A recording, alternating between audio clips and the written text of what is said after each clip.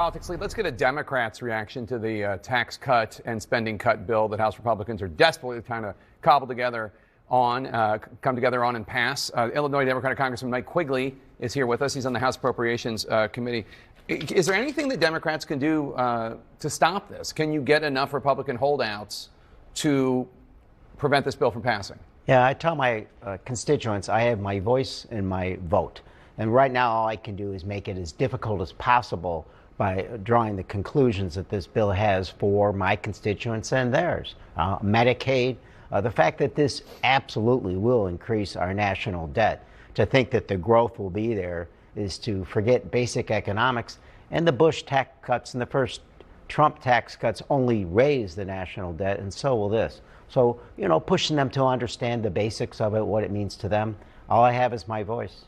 Let's turn to the book, because you are mentioned quite a bit in the new book I wrote with Alex Thompson, Original Sin, about President Biden's decision to run for re-election and hide his diminished cognitive state. We did more than 200 interviews, mostly with Democratic insiders. Almost all of them were after the 2024 election. You're mentioned in the book.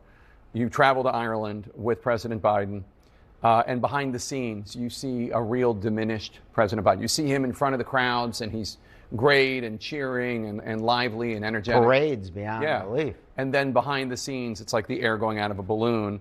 And it reminded you of your dear departed father who passed from Parkinson's. Tell us about that moment. Yeah, I mean, we just had this moment where he met the president of Ireland, and the whole tour was going extremely well, and the president was in great spirits. And it reminded me, this was my father who was suffering from Parkinson's later in life. We'd have a family reunion and he'd be all charged up, and he had that energy, and you could hear his voice. And then when it was over, the air came out of the balloon. Right after all of these events, when you saw the President of the United States, it was unfortunately the air going out of the balloon. It was a whole different person. You could hardly hear him speak. He was, breathy, and movement of his eyes, and very frail. So, at that moment, I'm with my friend Brian Higgins from Buffalo, and Congressman from New York, yeah. Yeah, and his father passed from a neurodegenerative disease. We actually felt the same thing in watching what the president was going through. And the striking part of it is just how much no one lives in a vacuum. It's all very personal. Yeah. This was a tragedy that we saw, not just with our family, but with the president that we liked and respected. It's hard to watch. And you felt like you couldn't say anything because Democrats, when you ultimately, after the debate, when you started going public, they called you a traitor. They were pretty nasty. Just appreciate that the fact at the time, part was due to COVID. We didn't have much interaction with the president. And then I'm firmly of the belief that he was cloistered by those closest to him.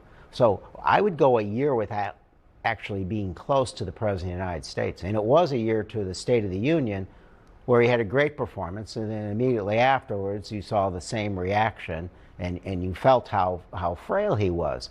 So it was this point in time, and of course the debate performance, well, he can no longer hide it. This is affecting his performance, and clearly he couldn't do both. He couldn't be President of the United States and go through a vigorous campaign. And in talking to pollsters, we saw what it was going to do to the rest of the ticket, which was just this massive red wave.